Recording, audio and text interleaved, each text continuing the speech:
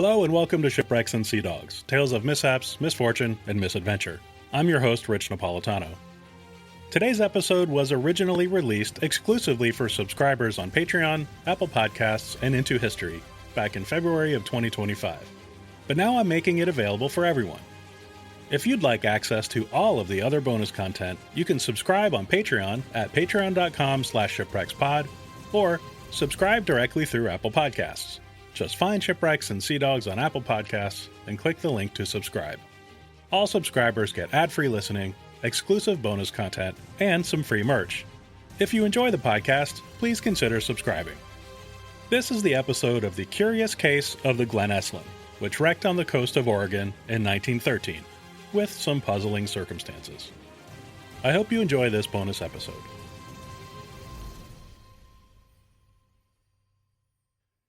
The Glenesslin was a large, three-masted, fully rigged steel ship built in Liverpool by Thomas Royden and Sons in 1885. She was built for C.E. de Wolf and Company, a successful shipping company out of Liverpool. The Glenesslin was a strong, modern, and well-built ship for her time. Following the launch of the vessel, the July 1, 1885 edition of Marine Engineer wrote of her, "The vessel has been built under special survey of Lloyd surveyors, and her scantling is considerably in excess of the requirements of that register. She is fitted with all modern improvements and will take the highest class at Lloyd's." The Glenesslin was of clipper design, at 260 feet long, 39 feet wide, and 1,645 registered tons.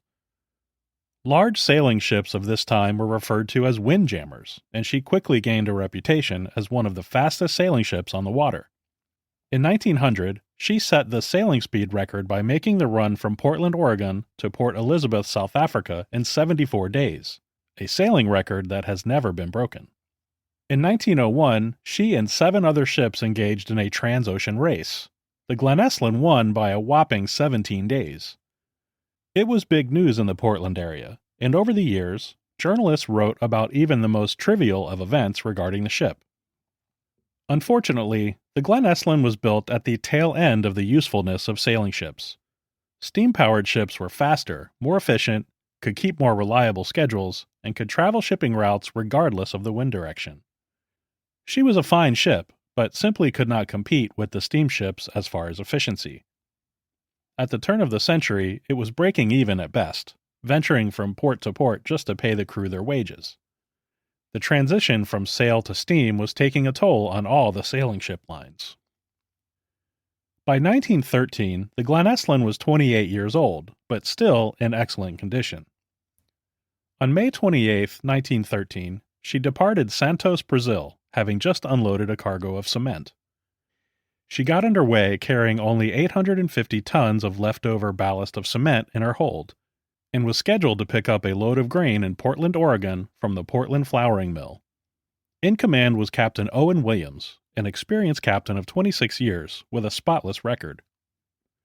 He was joined by 20 crew, including First Mate F.W. Howard and Second Mate John Coalfield. As the ship approached the Cape of Good Hope to round South America, violent storms prevented her progress to the west. Captain Williams then took his ship east instead, and sailed the westerlies across the Indian Ocean, south of Australia, and across the Pacific Ocean. By late September, the Glenesslin was off the coast of Oregon, on its approach to Portland. The skies had been dark and cloudy for several days, and Captain Williams had spent long hours overnight trying to get a position for his ship. He needed a clear sky to spot the stars with his sextant, and was forced to wait until there was a break in the clouds. At 8:00 p.m. of September 30th, the Tillamook Lighthouse was spotted.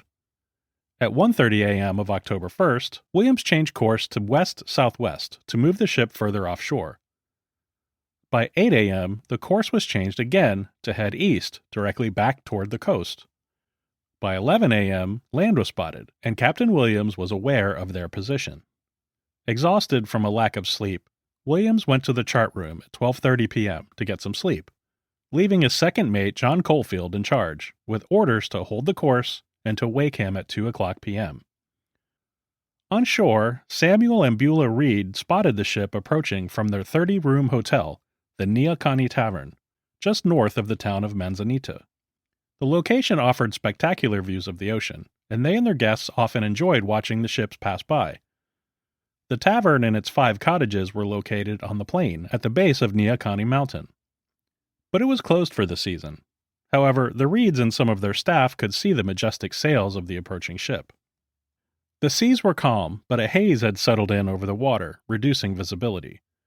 The Glenesslin was approaching closer to shore, and Caulfield called Captain Williams at 5 minutes before 2 o'clock, and again at 5 minutes after 2 o'clock. The captain told Caulfield to call him again at 2:30.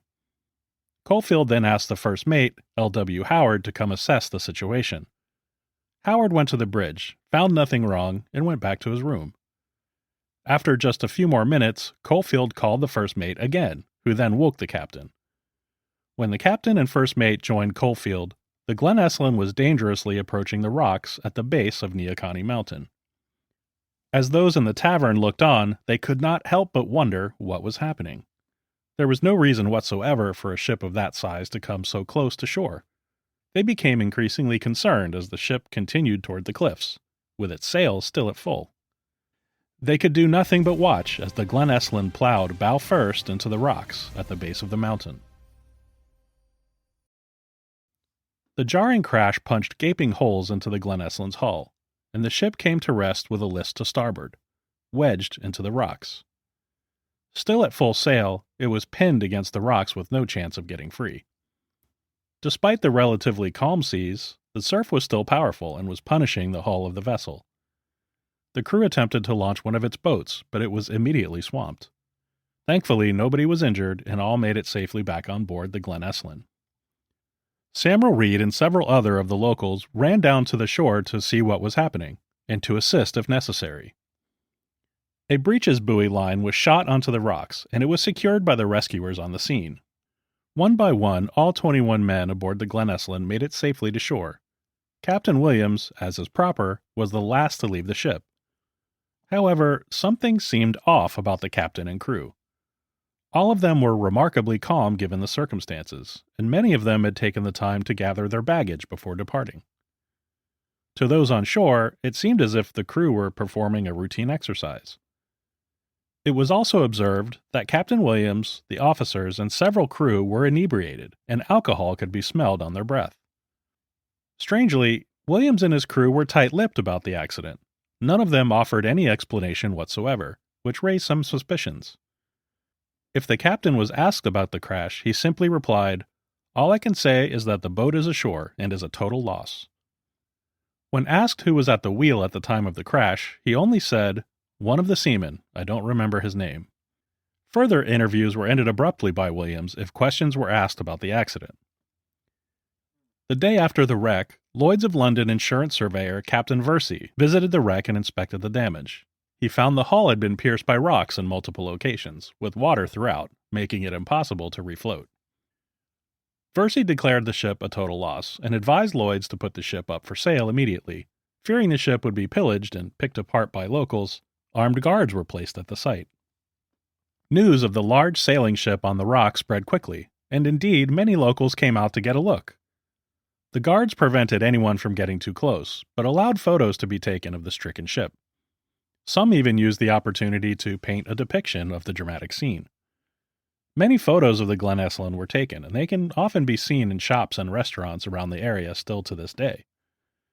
On October 7th, A. Bremer and John Cavanen of Astoria purchased the vessel for $560, hoping to salvage at least some of the ship. However, when they arrived at the wreck and saw the condition of the ship, they immediately resold it for $100.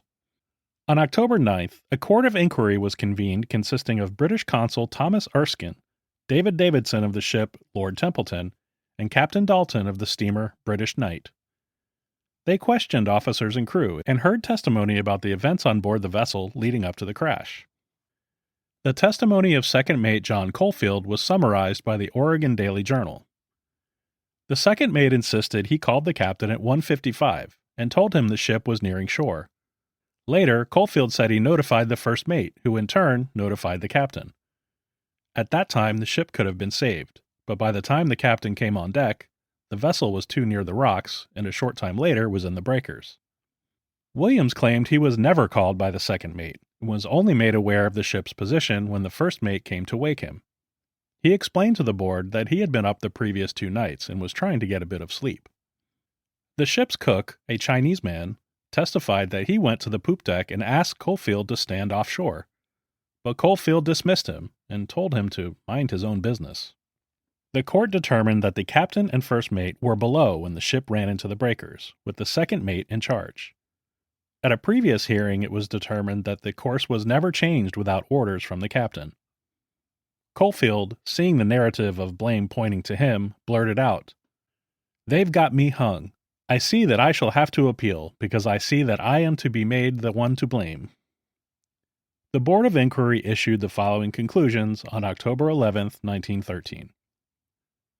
That the master, Owen Williams, was negligent in his duty, and the court orders that his certificate as master be suspended for 3 months.